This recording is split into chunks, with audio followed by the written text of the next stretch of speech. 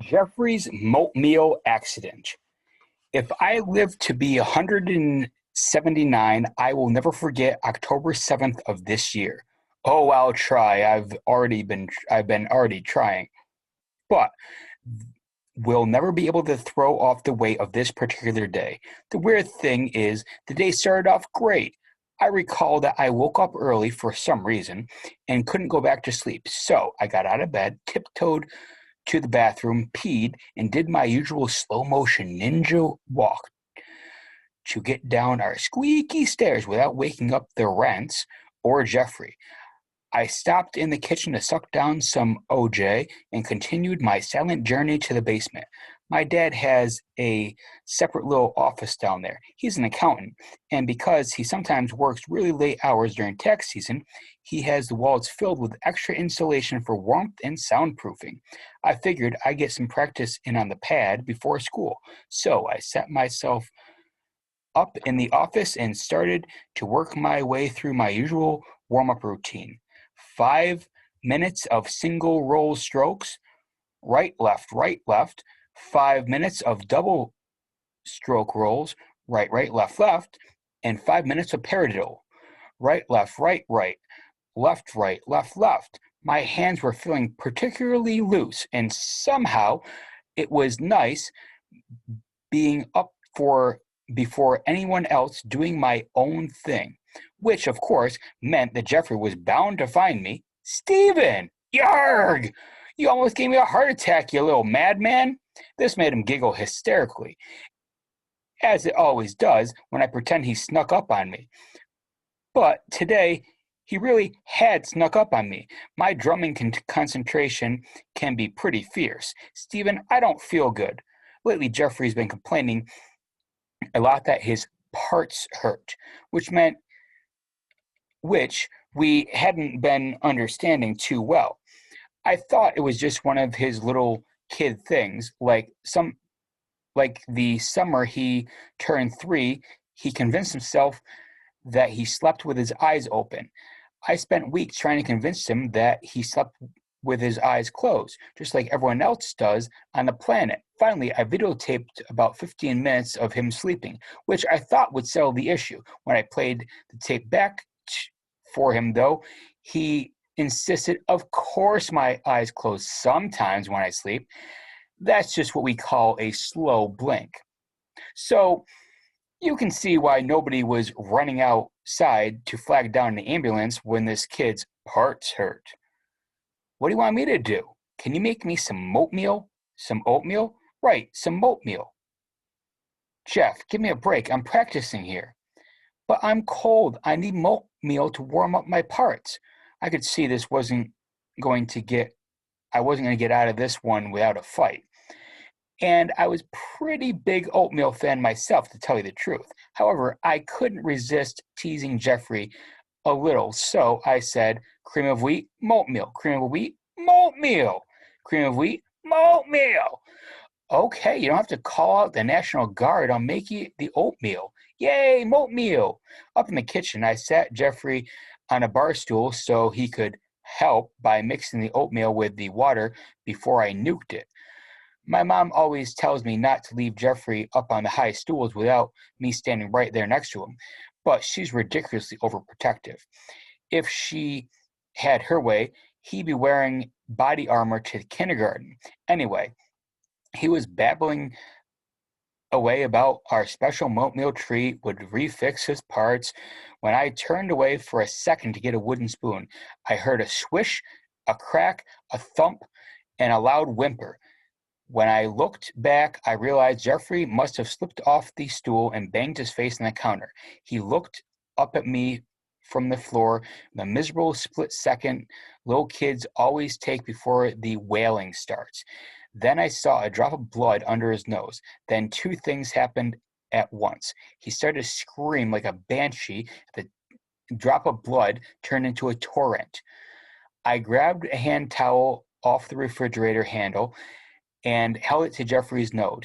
He looked terrified in a way I hadn't seen him before, and he stood still screaming. I found myself pulling him onto my lap, saying things to him over and over, like, "Hush, Jeffy." I call him that when he's upset. I don't call him that. I never call him that unless he's upset. "It's okay. You'll be all right." Then, when this didn't stop his wailing, I knew the rents were about to come flying in to the room any minute. I started to get a bit impatient. "Come on, Jeffrey. It's just a little nosebleed. That's all. You've had a million nosebleeds before, right?" "No, I've had 2 nosebleeds before. The time you let me skateboard and okay, 2 nosebleeds. But nosebleeds go away, Jeff. You're fine. Now stop shouting before Mom and Dad." "Stephen, what have you done to your brother?" "Don't." "Too late." "Nothing, Mom. I was making him breakfast and he fell off his stool." "He just fell off? There was no pushing?" "No." "No shoving, Stephen?" "No." "Did you drop him, Stephen?" "No."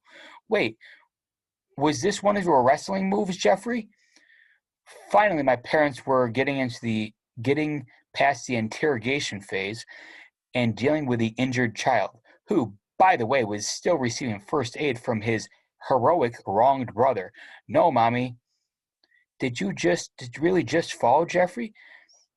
"Why does everyone in the family talk in these dramatic capital letters all the time? Why am I the only calm one?" "You know what, Mom?"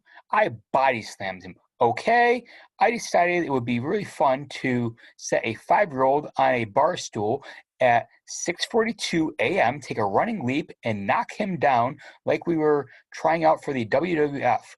It worked great, too. Son, don't be defensive with your mother."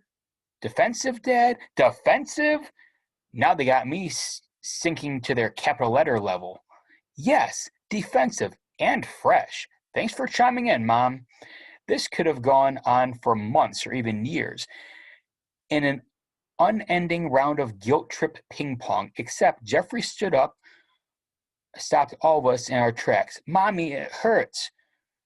This came out muffled, and we must have looked confused. So Jeffrey pushed his hand with a towel way. I'm sorry. So Jeffrey pushed my hand with a towel out of the way. It was another one of those frozen moments that always seemed to happen to me. We all just looked at the towel and Jeffrey's nose and the front of my pajama shirt. There was an unbelievable amount of blood. "Oh, God, Jeffy. Oh, my God. Get my shoes, Stephen. I'm taking your brother to the emergency room."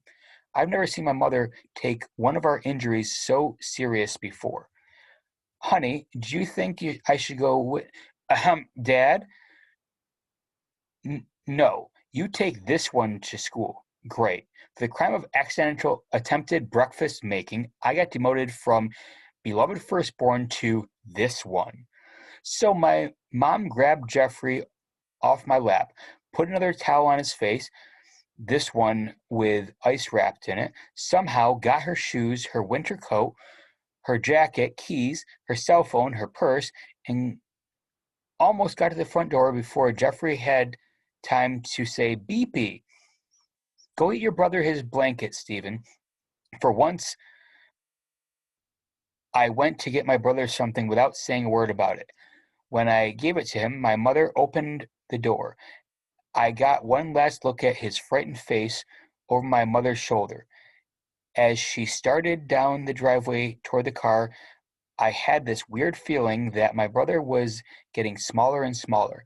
My dad closed the door and told me to go get ready for school. "Dad, is he... I'm sure he'll be fine. Stephen. Noses bleed a lot. Go."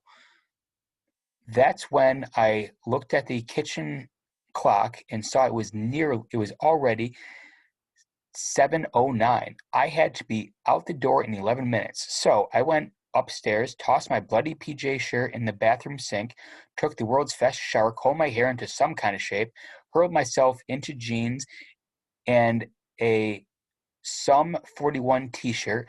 By 7:14, I was at the door. "Dad, I'm ready." My dad appeared with his attaché case I'd bought him for Christmas 2 years ago. "Guess what, Dad? It's a real accountant briefcase with a real pocket for your calculator. It's got this coat with a, it's got, and got his coat without a word." "Dad, are you, okay?"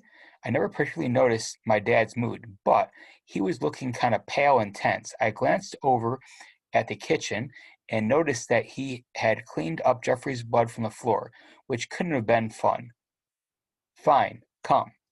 Great, Dad. And now the fun ride to school with Caveman Dad. In the car, we were 100% silent until I couldn't stand it anymore.